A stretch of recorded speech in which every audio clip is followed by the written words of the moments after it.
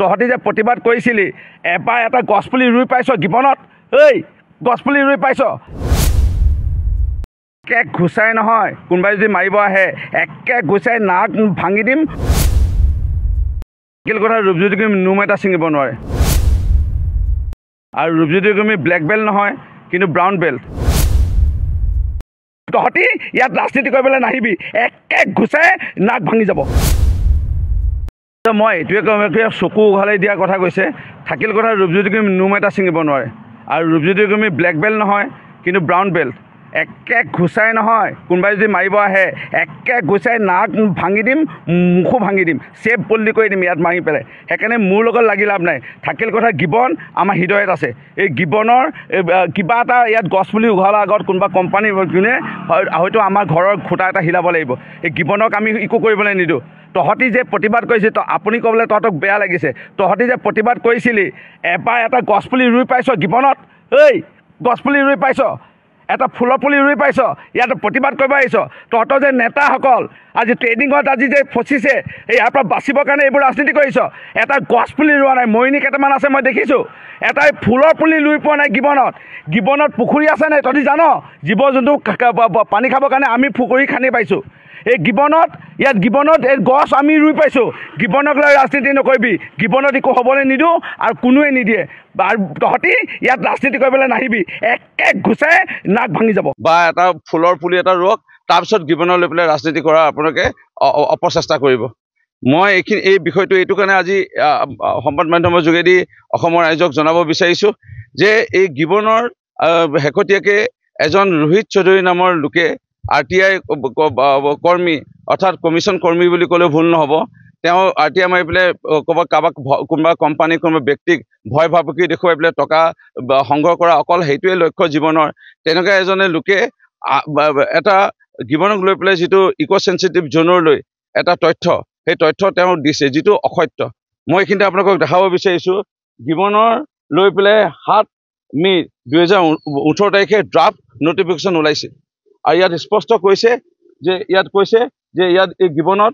কোনো ধৰণৰ কেনেধৰণৰ কামসমূহ ইয়াত হ'ব নোৱাৰিব আৰু ইয়াত উল্লেখ আছে স্পষ্টকৈ যে গিবনত কি কাম কৰিব নোৱাৰিব এই ড্ৰাফ্ট যিটো নটিফিকেশ্যন ইয়াত লিখা আছে ইয়াত কমাৰ্চিয়েল মাইনিং হ'ব নোৱাৰে ইয়াত কোনো setting of industry including new oil and gas exploitation water air pollution ইটা ভাটা এইবোৰ হ'ব নোৱাৰে বুলি ড্ৰাফ্ট নটিফিকেশ্যনত লিখাটো হয় এইটো সত্য কিন্তু উল্লেখযোগ্য যে তাৰপিছত 60 দিন এটা সময় দিয়ে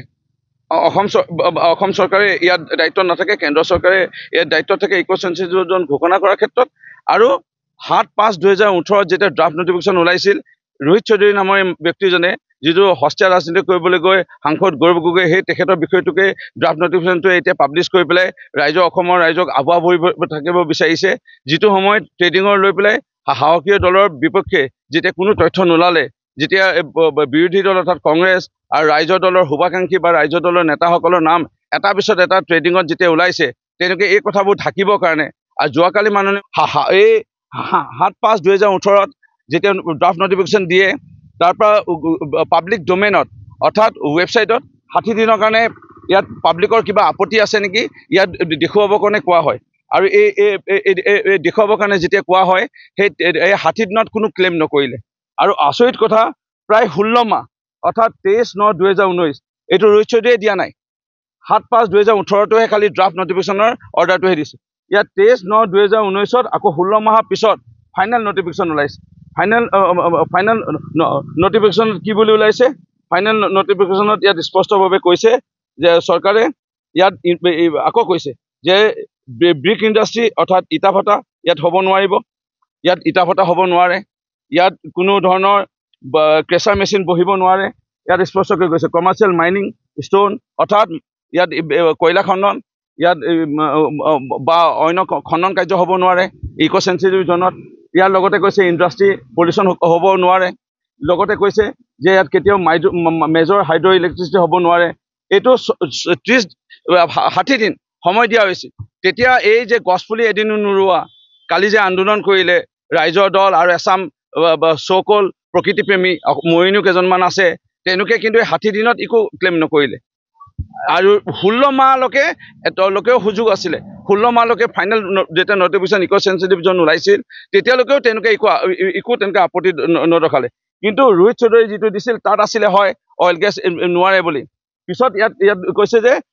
ড্ৰিলিং কৰিবলৈ কাৰণ এইটো কোনো পলিউশ্যন নহয় ইয়াত অকল এটা শব্দৰ কাৰণে তাত অকল চাব বিচাৰে তেল আছে নাই তেল যে তাত খানিব এইটো কোনো অনুমতি এতিয়ালৈকে পোৱা নাই বেদান্ত কোম্পানীয়ে অনুমতি পোৱা নাই তেল হয়তো আমাৰ প্লেইনছ অৰ্থাৎ 14 কিলোমিটাৰ 15 কিলোমিটাৰ প্লেইনছৰ পৰাও তেল ওলাই আনিব পাৰে য'ত প্ৰকৃতিৰ কোনো ক্ষতি নহ'ব গছ গছনি কোনো কটা নাযাব কিন্তু এই কথাবোৰ তেওঁলোকে স্পষ্টভাৱে বুজা নাই ইয়াত কিন্তু যেতিয়া ফাইনেল নটিফিকেশ্যন ওলাইছে পাব্লিকৰ যেতিয়া আপত্তি নাই প্ৰকৃতিৰ সুৰক্ষাৰ কথা চিন্তা কৰি কেন্দ্ৰ চৰকাৰ মোদী চৰকাৰ আৰু মাননীয় মুখ্যমন্ত্ৰী ডক্টৰ হিমন্ত বিশ্ব শৰ্মা চৰকাৰৰ যিটো প্ৰস্তাৱ দিছিলে আমাৰ কিখিনি অসুবিধা হ'ব পাৰে সম্ভাৱনা থাকে ইয়াত যদি বিভিন্ন ধৰণৰ ইয়াত যদি কাম কাজ কৰা হয় তাত কিন্তু এইখিনি কাম আমাৰ কৰিলে আপত্তি আমাৰ চৰকাৰে কৈছে যে আৰু যি বেদান্ত কোম্পানী এতিয়া অনুমতি পাইছে এয়া ভৱিষ্যতৰ কাৰণে গাড়ী আমাৰ বাঢ়ি আহিছে বা আমাৰ বিভিন্ন ধৰণৰ ইণ্ডাষ্ট্ৰী বাঢ়ি আছে তেল আমাৰ প্ৰয়োজন হ'ব কিন্তু প্ৰকৃতি ধ্বংস কৰি ৰূপজ্যোতি কুৰ্মীয়ে নিদিয়ে হেমন্ত বিশ্ব শৰ্মাই নিদিয়ে নৰেন্দ্ৰ মোদীয়ে নিদিয়ে থাকিল কথা গিবন আমাৰ নিজৰ হৃদয়ত আছে গিবন আমাৰ নিজৰ হৃদয়ৰ এটা অংগ এই গিবন আমাৰ শৰীৰৰ অংগ হৃদয়ৰ অংগ ইয়াত কোনো ধ্বংস হ'বলৈ কেতিয়াও ৰূপজ্যোতি কুৰ্মীৰ স্থানীয় বিধায়কো আমিতো নিদিওঁ স্থানীয় কোনো হয়তো সংবাদ মাধ্যমে বা স্থানীয় ৰাইজ কোনো নিদিয়ে কিন্তু এই আবহাৱা বৰা বিষয়বোৰ ইয়াত যিটো তেওঁলোকে আজি মানে ক'ব বিচাৰিলে আজি এই বিৰোধী বা ৰাইজৰ দল বা কংগ্ৰেছৰ নেতৃবৰ্গই যিটো তেওঁলোকে আজি দেখিছে যে ট্ৰেডিঙত তেওঁলোকৰ মানুহ ফচি গ'ল কংগ্ৰেছৰ ৰাইজৰ দলৰ শুভাকাংক্ষীসকল তেওঁলোকে এই কথাবোৰ গাপ দিবৰ কাৰণে এই বিষয়বোৰ উত্থাপন কৰিব বিচাৰিছে যিহেতু মোদী ডাঙৰীয়াৰ বিপক্ষে বা মাননীয় ডক্টৰ হিমন্ত বিশ্ব শৰ্মা ডাঙৰীয়াৰ বিষয়ে একো তথ্য পোৱা নাই এইখিনিতে আপোনালোকক আমি মেপটো দেখাব বিচাৰিছোঁ এই গিবন অভয়াৰণ্য দাঁতি কাষৰীয়া এইটো যিটো আপোনালোকে দেখা পাইছে এই পিংক কালাৰ এইটো হৈ গ'ল ইক' চেঞ্চিটিভ জন আৰু ইয়াৰ পৰা এয়া আকাশাকী গাঁও যিটো আকাশাকী গাঁও নাগালেণ্ডত আছে বৰ্তমান আৰু এইটো ৰিজাৰ্ভ ফৰেষ্টৰ অধীনত আছিল কিন্তু তেওঁলোকৰ দখলত আছে বা তেওঁলোকে অধিগ্ৰহণ কৰিছে সেই জেগাবোৰ ইয়াত বিকৌটো গাঁও এই জেগাবোৰত এইবোৰ যিহেতু আমাৰ এতিয়াও সীমা নিৰ্ধাৰণ হোৱা নাই এইবোৰ বিতৰ্কিত মাটিত আছে আৰু ইয়াত হৈছে আৰু এই মাটিটোত যে ইয়াত বন ধ্বংস কৰি পেলাই ইতিমধ্যে বন বিভাগৰ লোকৰ লগত আমি কথা পাতিছোঁ এইটো কেতিয়াও কৰিবলৈ দিয়া নহ'ব এইখিনিতে আপোনালোকক জনাব বিচাৰোঁ যে ইয়াত এৰিয়েল ডিষ্টেঞ্চ হৈ গ'ল 13 কিলোমিটাৰ প্ৰায় 14 কিলোমিটাৰ আৰু যদি আমি যাওঁ ৰাস্তাইদি প্ৰায় 24 বা 25 কিলোমিটাৰ দূৰত্বত হ'ব আৰু এইখিনিতে আপোনালোকক ক'ব বিচাৰোঁ যে ইয়াত এই যোনটো জেগাত হ'বলৈ গৈ আছে তাত প্ৰায় 20 জোপা বাঁহ গছ অৰ্থাৎ 2% তাত গছপুলি আছে গছ আছে আৰু 98% তাত বাঁহ আছে যিটো আমাৰ আপোনালোকৰ যদি সংবাদ মাধ্যমত যায় তাত আমি গোটেই সম্পূৰ্ণ তথ্য লৈ আপোনালোকক ক'ব বিচাৰিছোঁ আৰু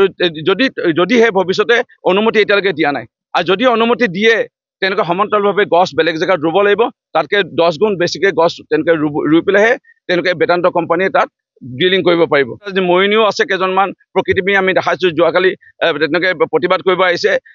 এদিন এষাৰ মাত নমতা এদিন এষাৰ কিবা কাগজ এখন নিলিখা মানুহে আজি যিটো প্ৰকৃতিপ্ৰেমীৰ স্বৰূপ দেখাইছে এইবোৰ এটা সস্তীয়া ৰাজনীতি মই এইটোৱে ক'ব বিচাৰিম গিবনত